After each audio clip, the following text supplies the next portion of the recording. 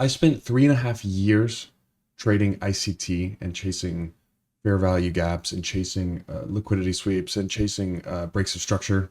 But that wasn't until I switched to order flow. And after I switched, honestly, everything freaking changed for me. So this video, don't be a dopamine monkey. Prop your phone up and watch all the way through because I promise you'll learn something.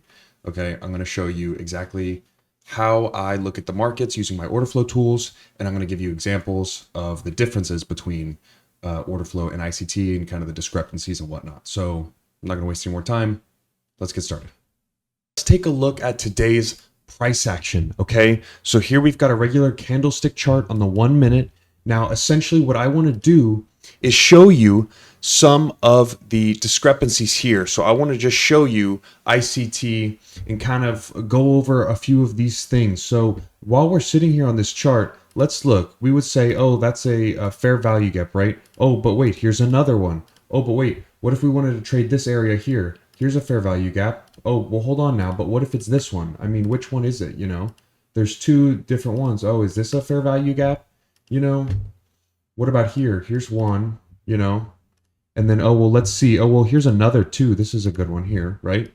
And then you're going to say, okay, well, here's another one too, right? And if you're like a scalper, a low time frame, then this would kind of be like what you would be looking at, right? Oh, but here's another one, right?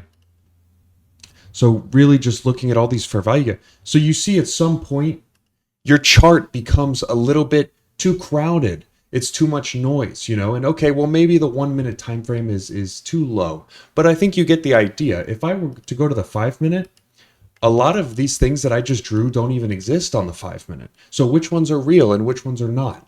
You know, it really just depends on which time frame, and then you cannot carry it over to another time frame. So it's not, you know, it doesn't feel that universal. But then, oh, is this that same area where there's two fair value gaps? Is this another fair value gap? It really doesn't, you know, it just, obviously you can find, you know, some trades with this, but how accurate can you really be, especially on a long term? And if you're tired and you don't want to guess, if you're tired of guessing, right? Okay, so I'm going to show you the same moment on two different order flow platforms that I personally use, okay? This first one is the volume profile, all right? It's no different than a candle. Look at this. Still, candlestick still exists, right? We can even turn this off.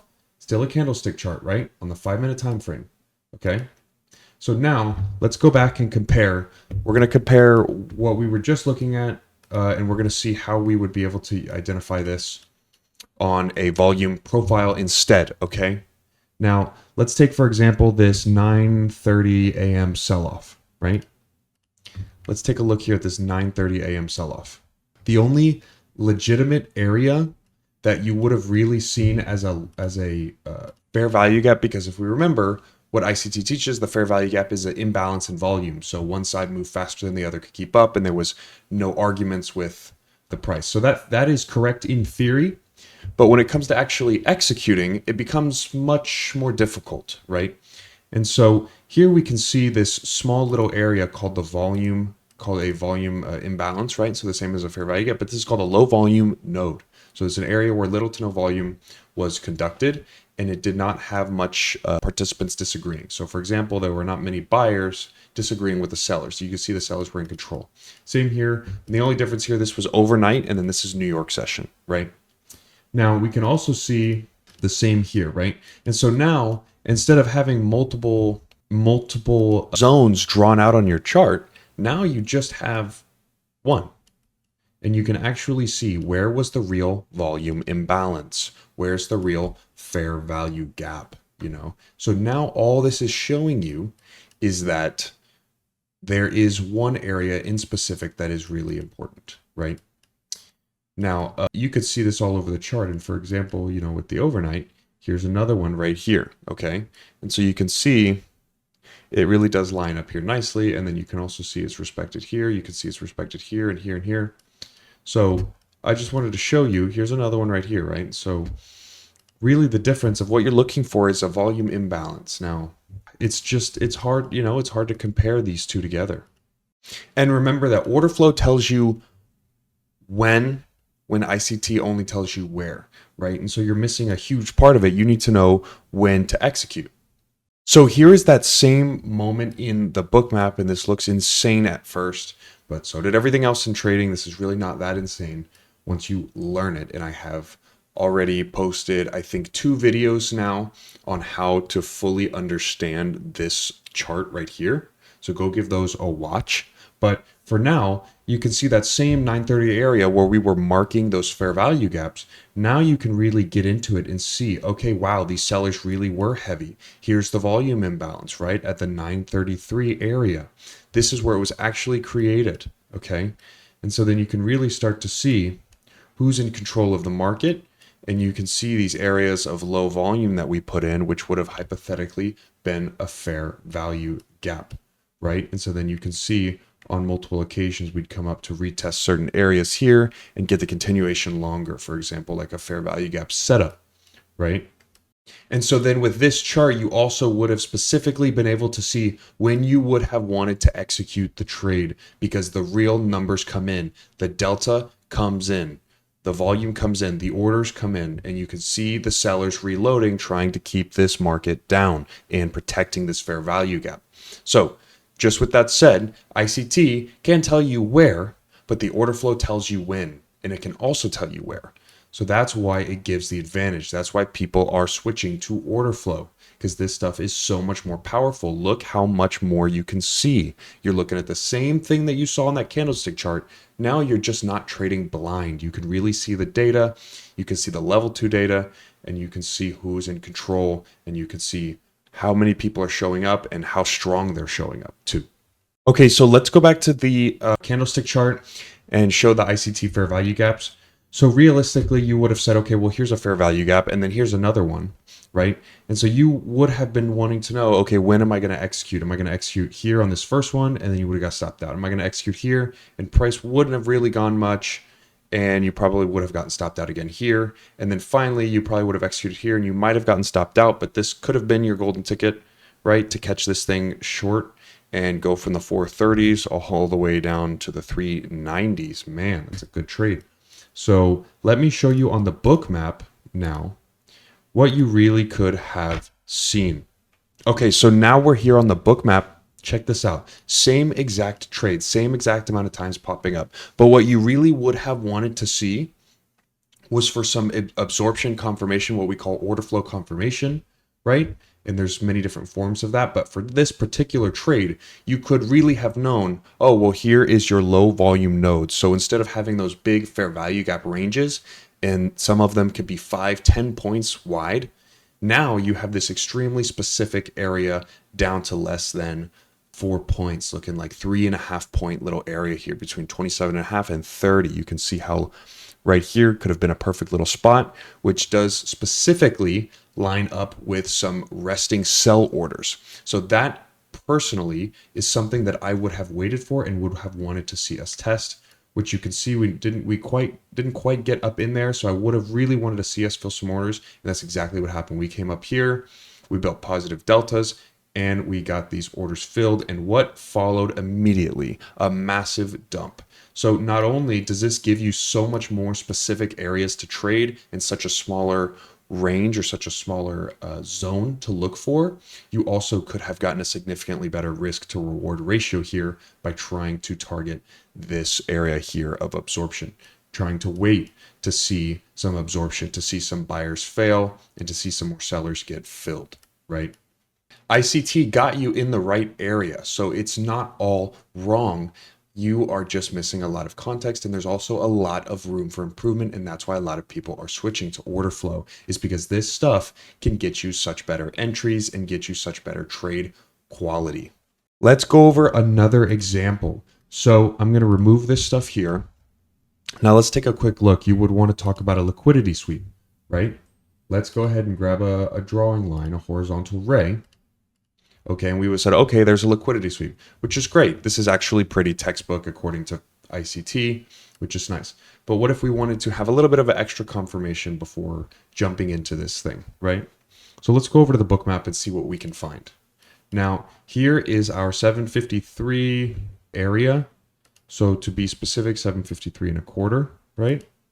So this is that area where we had the high, 8:30 a.m., 7:30 a.m. So you would have wanted to see a liquidity sweep, right?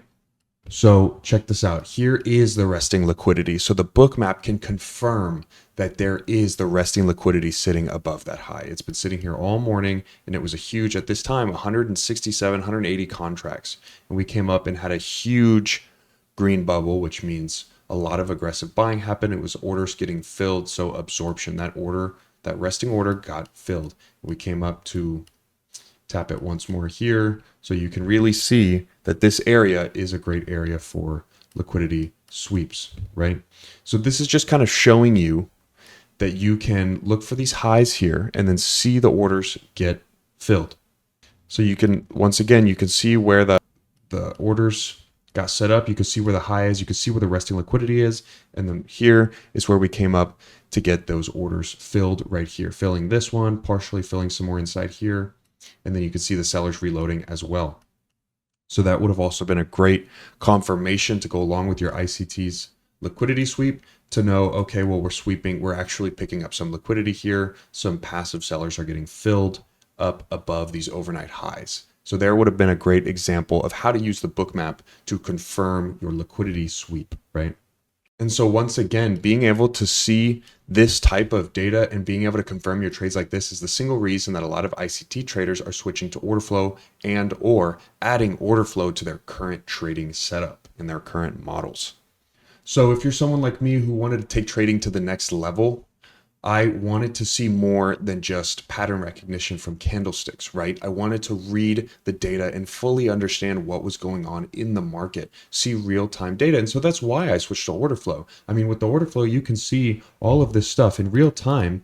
With this volume profile, you can see the volume building and you can see where the real orders are being executed. You can understand where is there actually resting liquidity or not, because there's a lot of times where you would just say, oh, there's resting liquidity above these lows or highs.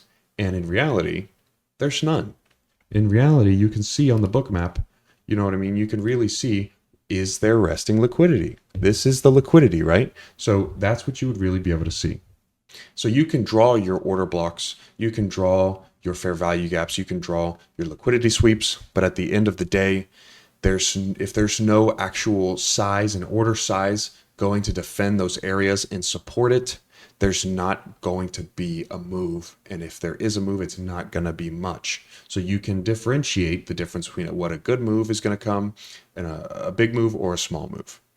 And if a move does go without you, you're also able to see if you're going to get a re-entry or not. For example, this thing initiated a sell-off, and you probably would have chased it and gotten filled at the bottom at the below the 20s, more looking like the 18s or the 19s, or you could have waited and got a couple extra points because you would have seen that this thing was going to pop up, and then we would have seen some failed buying attempts that could have told you, hey, these buyers are trying, but they're failing.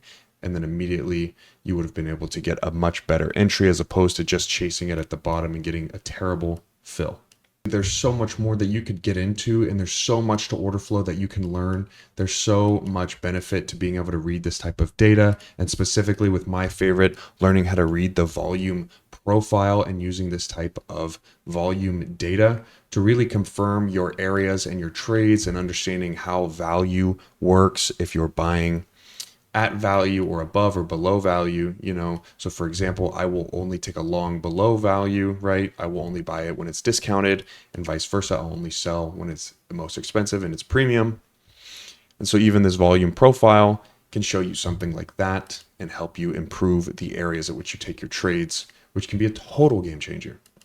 But if you're still trading off of chart patterns alone and wondering why your setups are not as high quality as they could have been, or you're still feeling a little confused or don't have that conviction on your trades that you feel like you probably should have, this can be your missing piece. Order flow is your missing piece. I do personalized videos like this all the time. I do have a personal Discord that I have. It's totally free and there's people in there. So I'll go over there and I'll do like personal videos and break down the charts or stuff that I saw that day. Like I said, it's 100% for free. And I just post stuff in there. I just take a video and then I'll post it and people can review it and ask me questions and things like that. If that's something you're interested in, there is a link to the free Discord in the description. It costs you nothing to join it. And like I said, I have other videos on this YouTube channel. I'll put some here for you to go check out. Anyway, I'll see you later.